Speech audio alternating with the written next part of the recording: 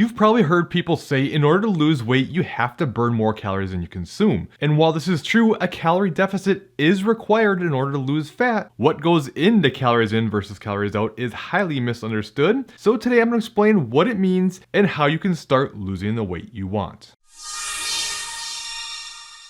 Hey, this is Colin DeWaay. If you're looking for someone to help clear up all the confusion around weight loss and helping you get in the best shape of your life, then start now by subscribing and click on that bell notification so you don't miss anything. So here's the thing. I know this is really confusing. You'll have one camp that says, the only thing that matters is calories, and the other one says, calories don't matter at all. It's all about hormones. Well, the truth is, they're both wrong. I mean, yes, calories in versus calories out is how you find out if you're in a calorie surplus or a calorie deficit in order to gain or lose weight. But the thing is, calories in versus calories out is complex. It's not just tracking calories like so many people think it is, which tracking calories is certainly a helpful tool, but it's not the same thing. So let me help explain, but make sure you stick around to the end of the video, because while this is confusing, I'm gonna help simplify it and then show you what you do need to do. That being said, I'm not here to waste your time. I have a lot to explain. I wanna make sure you understand this stuff clearly, but if you don't care about what goes into calories in versus calories out and you just want to know how to lose weight, I think it's a mistake. But hey, it's your life. I have a timestamp right here that you can go to and it'll start explaining what you need to do to create the calorie deficit you're after. Now, there's a lot that goes into the equation of calories in versus calories out. However, there's only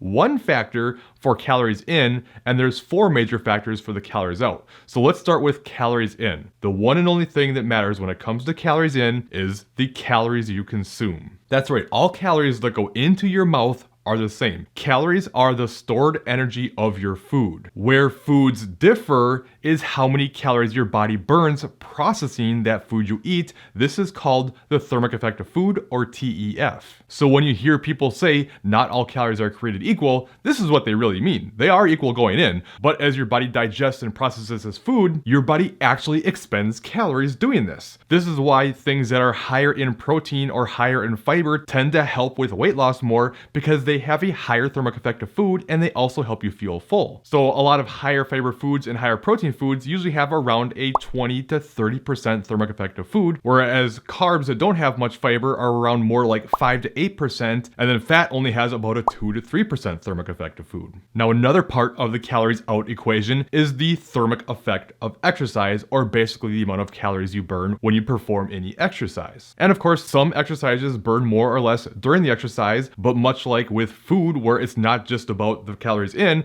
with exercise, it's not just about how many calories you burn during that exercise either. And what I mean by that is, say for instance, strength training. You may not burn as many calories during the exercise itself as other forms of cardio, especially more intense forms. But the thing is, when you strength train, you're helping build muscle. The more muscle you have, the faster your metabolism will be. And you also get what's called EPOC, which stands for excess post-oxygen consumption, where your body also continues to burn more calories after the exercise is done as it tries to recover from this stimulus. With most forms of cardio, especially lower intensity forms, as soon as your heart rate comes back to normal, you stop burning more calories. Does this make cardio bad and strength training good? No. I think strength training is a fantastic method to help with fat loss and something you should be implementing in part of your routine, but cardio is helpful as well. And keep in mind too, there's different forms of cardio. The more intense it is, the more calories you're probably burning per minute of exercise, but also keep in mind it's harder to recover from, whereas lower intensity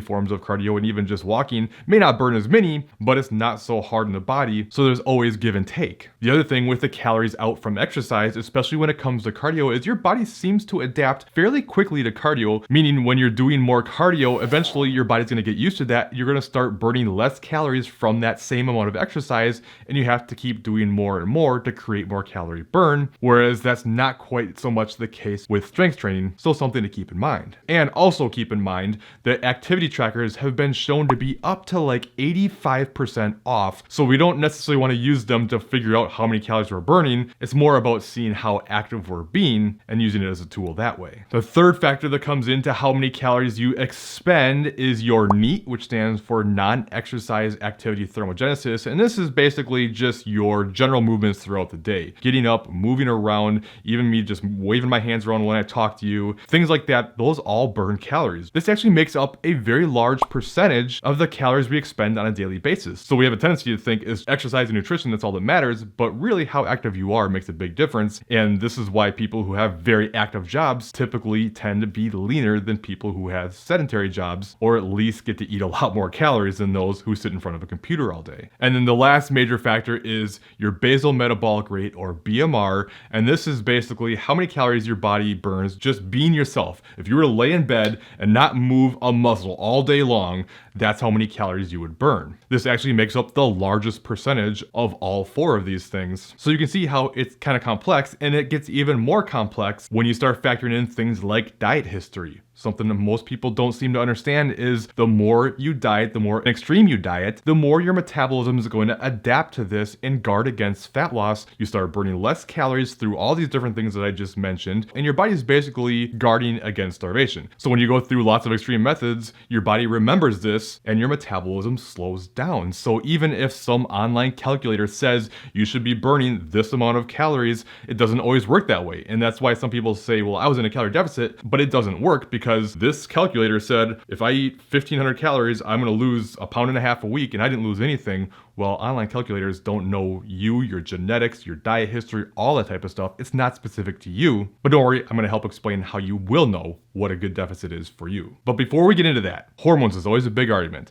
Here's the thing with hormones and really anything else like diet history that is something that impacts hormones significantly. Yes, having a hormonal problem will make it more difficult to lose weight, but the reason this happens is because the shift in hormones causes your body to burn less calories through things like your B.M.R and your thermic effect of activity and food and all that type of stuff. So it doesn't make calories in versus calories out inaccurate. It just changes the amount of calories out, and that's not something you can physically see, so it makes it hard to understand. So anyway, you could try to figure all this stuff out. Like, okay, let's start figuring out how many calories am I burning through exercise? What is my N.E.A.T looking like? What is my B.M.R? Let's go online and find out what that estimates to be. That would be a nightmare. Can you even imagine how confusing and frustrating that would be? Don't worry, you don't have to do that. It's so much simpler than this. And again, no online calculators can do this for you. No math equations. All that stuff is just a best guess. But at the end of the day, the way you're gonna know if you're in a calorie deficit or not is by being consistent with what you do,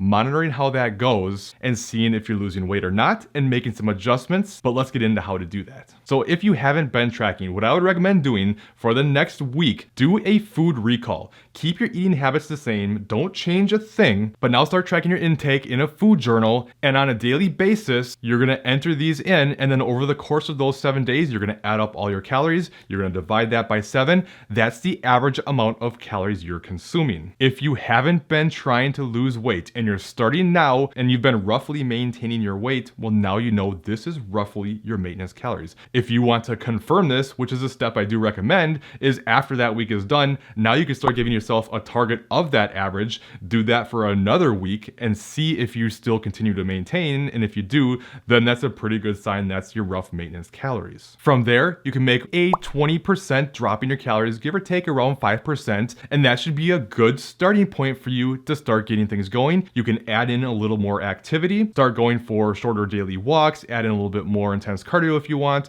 Hopefully you've already been training. I would recommend doing that no matter what phase you're in, and that should hopefully get things going for you. If you've been trying to lose and you've been stuck, that means you've been in a deficit for a while, your body's adapted to this, and now what I would recommend doing is dropping your calories by maybe 5 to 10% from these current calories. Again, adding in a little bit more activity and seeing if you get things going again. So in the initial stages of a cut, you want to make a bigger drop to make sure you elicit a response and get things going. Then as your body does adapt and you plateau, this is a natural part of the process. It's going to happen. Don't be frustrated. Don't feel like something's wrong because you stop losing. You're going to hit plateaus. It's just your body doing its job. But when that does happen, first you can take a diet break. That's a topic for another video. I have plenty of videos about diet breaks, but that can help get your metabolism into a little bit better spot, and then come back, drop your cutting calories from what they were by that 5 to 10%, add in a little more activity, and hopefully that'll get things going for you. If not, you need to keep making adjustments until you start seeing those results. Keep in mind, by losing, I mean losing no more than about 1% of your weight on average per week. If you have a lot of weight to lose, if you're pretty obese, maybe up to 2%. But despite popular opinion, losing weight too fast is actually not a good thing. You're gonna be sacrificing your metabolism and your hormones much more. You're gonna lose more lean body mass, which only hurts your metabolism even more. And you wanna basically eat as many calories as you can and do as little activity as you can while seeing these results, so you can keep the process working better for longer versus this mad dash where you come to a screeching halt and then you can't lose any more. Now, it's not just calories though. I do recommend especially tracking protein. Protein is by far and away the most helpful macronutrient here. Not only does it have the high thermic effect of food I already mentioned, but it's also what builds and maintains muscle mass. It's also what helps you feel full more than anything. And there's been a lot of research coming out showing how you can eat a lot more calories when you eat more protein and get the same or even better results. So I recommend eating at least 1 gram per pound of whatever your rough goal weight would be, or even doing as much as 1 gram per pound of your actual weight can be really helpful. Personally, I don't think many people need to worry about going too far into detail about all the macros. Just try to hit calories and protein, and you're like 90% of the way to where you need to be. So let's not overcomplicate it if we don't have to. And then, like I said, be consistent with things, monitor it, and adjust based on how things are going, but make sure you're being diligent here. Now, that's kind of what I want to get into next is, well, what if you're doing these things and it's still not working? I can't see results. What should I do? First step is to have that gut check and say, how diligent am I really being? Because one of the biggest reasons, probably the biggest reason people struggle to get results is because they're not adhering to the plan the way they say they are. And it's not even necessarily intentional. It's just we're not good as humans about accurately tracking our intake. I mean, there's been plenty of research on this. There was one that took obese individuals who said they could not lose weight on 1,200 calories. And when it came down to it, they were actually eating double of what they thought they were eating, not to mention burning about half as many calories as they thought too. So obviously that's going to make it pretty hard to lose weight. So if you're struggling, take a week or two and just be super diligent. Weigh everything on a food scale down to the gram. And I'm not saying this is a long-term solution. This is just to kind of get an idea of where things are at and make sure that you can't lose. And it'll also help you understand portion sizes and things like that. And I can't tell you how many times I have someone do this when they're stuck and then all of a sudden they can see results. So be diligent first. And then if your calories have gotten low and your activity is super high and you're being crazy diligent and you still can't see results, well, chances are your body's now adapted to what you've done. Your hormones are in a bad place. Your metabolism's in a bad place. Now you need to take the time to get it back into a better place. This doesn't mean quit, give up, and do whatever you want. Because remember, with your metabolism being slow, you're going to rapidly gain weight if you just say F it and do whatever you want. And it takes time for it to improve. So at this point, you want to go through a process called reverse dieting, where you gradually increase your calories to help your metabolism speed back up and get used to this new higher intake, so you can set yourself up to be able to come back down the road and get more weight off without gaining a bunch of weight back. So if you think this is you and your metabolism is trash, but you're not sure how this works or what to do, then make sure you check out this top video next, and I'll explain not only why this does happen, but everything you need to know about getting your metabolism back in a better place so you can finally lose the weight again. I promise it's not hopeless. So check that out next. Otherwise, I think you'll like this bottom video instead, and I'll see you in that other video.